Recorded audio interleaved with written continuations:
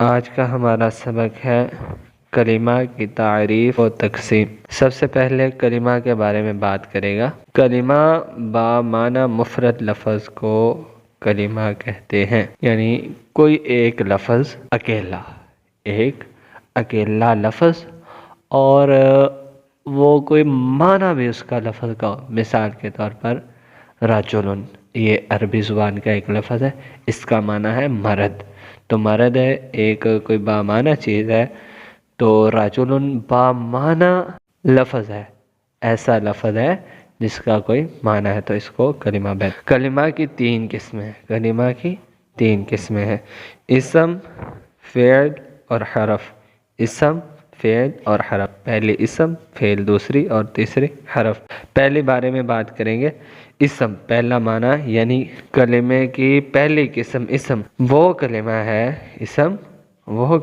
ہے جو اپنا معنی خود بتائے، وہ کلمہ جو اپنا معنی خود بتائے اور اس میں کوئی زمانہ نہ پایا جائے، جیسے رجل مرد کو کہتے ہیں، علم جاننا۔ کلمہ کی دوسری قسم ہے فعل، وہ کلمہ ہے جو اپنا معنی خود بتائے اور اس میں تینوں زمانوں میں سے کوئی زمانہ بھی پایا جائے، جیسے نصرہ، اس نے مدد کی، یعنی کل مدد کی، پرسوں مدد کی۔ ینصر، وہ مدد کرتا ہے، اب کرتا ہے یا آئندہ کرے گا۔ حال یا استقبال کا معنی اس میں۔ اچھا، ینصر اپنا معنی بھی خود دے رہا ہے، اسی طرح نصرہ بھی اپنا معنی خود دے رہا ہے اور دونوں میں زمانہ بھی موجود ہے، تو یہ کلمہ کی دوسری قسم ہے، اس کا نام ہے فعل، اپنا معنی خود بتائے اور اس میں زمانہ بھی ہو۔ حرف، وہ کلمہ ہے جو اپنا معنی جملے میں واقع ہوئے بغیر نہ بتا سکے اور اس میں سے کوئی زمانہ بھی نہ پایا جائے، تینوں زمانوں ماضی، حال، استقبال میں سے، جیسے من، سے۔ اب اکیلا سے بولیں گے تو عیسیٰ مکمل اپنا معنی یہ خود ادا نہیں کرتا، بامعنی ہے لیکن اپنا معنی ادا کرنے میں دوسرے کا محتاج ہے۔ آپ نے کلمے کی تعریف میں پڑھا تھا کہ بامعنی لفظ کو کلمہ کہتے ہیں۔ اچھا، من کا معنی ہے سے۔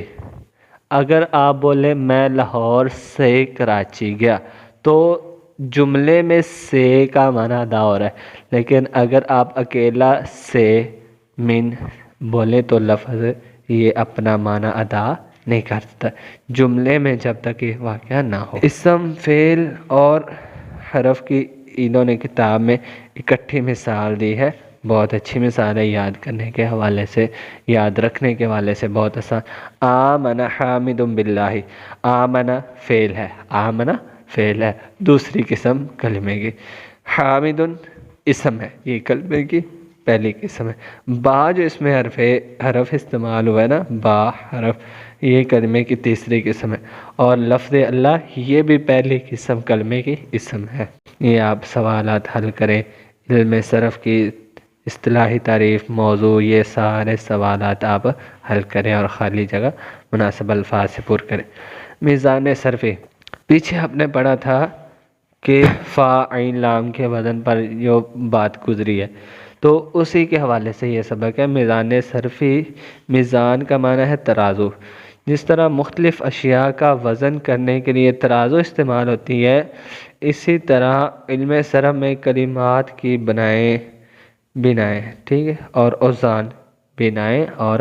اوزان معلوم کرنے کے لیے بھی علماء صرف نے ایک ترازو مقرر کی ہے جسے میزان صرفی، یعنی جس طرح مختلف چیز، سونے کو تولنے کے لیے چھوٹا ترازو، لوہے کو تولنے کے لیے بڑا، ٹرکوں کو تولنے کے لیے اس سے بڑے، تو اسی طرح کلمات کی جانچ پڑتال کے لیے، کلمات کا حساب کتاب لگانے کے لیے، کلمات کی بنا اور ان کا وزن معلوم کرنے کے لیے جو ترازو استعمال ہوا ہے اس کو میزان صرفی کہتے ہیں۔ کیونکہ عربی کے اکثر کلمات تین حرفی ہے، اس لیے جو بنیادی میزان مقرر گئی وہ بھی تین حروف سے مرکب ہے۔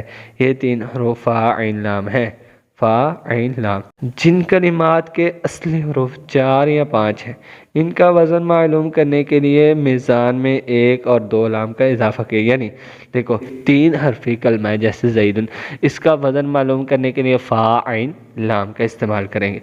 اور اگر کوئی کلمہ 4 حرفی ہو جیسے جعفر، جعفر ایک نام، اس کا وزن معلوم کرنے کے لیے فعلل، فعلل. اور اسی طرح اگر 5 حرفی کوئی کلمہ ہو تو اس کا وزن معلوم کرنے کے لیے جو میزان بنایا جائے گا، جو میزان بنایا جائے گا وہ بھی 5 حروفی ہوگا.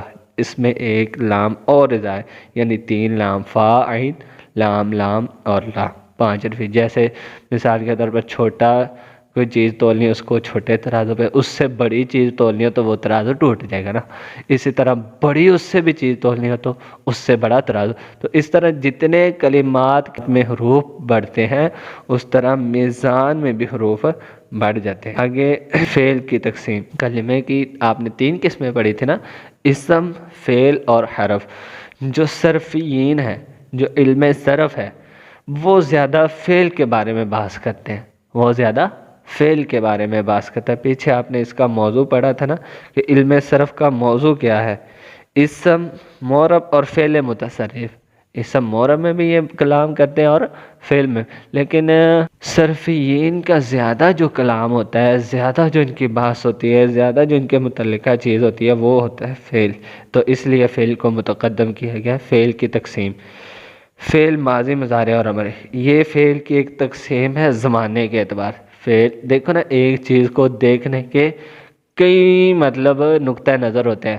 مثال کے طور پر ایک مکان ہے، اس کو ایک کوئی بندہ رہائش جس نے کرنی ہے وہ دیکھے گا تو وہ دیکھے گا کہ اس میں کیا کیا سہولیات ہیں. جو الیکٹریشین ہے وہ دیکھے گا کہ اس میں کیا کیا مطلب بجلی کے امپلائنسز ہیں، کیا چیزیں لگی ہیں، کیا بورڈ لگے ہیں، کس طرح. جو لکڑی والا کاریگر ہوگا وہ اس مکان کو کسی اور انداز سے دیکھے گا، جو مستری معمار ہوگا وہ اس کو کسی اور نظر. تو اسی طرح چیزوں کو دیکھنے کے کئی اعتبار ہوتے ہیں. تو یہ فعل کی جو تقسیم ہے یہ زمانے کے اعتبار سے. فعل ماضی، سب سے پہلے فعل کی زمانے کے اعتبار سے تقسیم 3 ہے: ماضی، مضارع اور امر. ماضی، مضارع اور امر، یہ اہل عرب کے ہاں فعل کی تقسیم ہے زمانے کے اعتبار. فعل ماضی وہ فعل ہے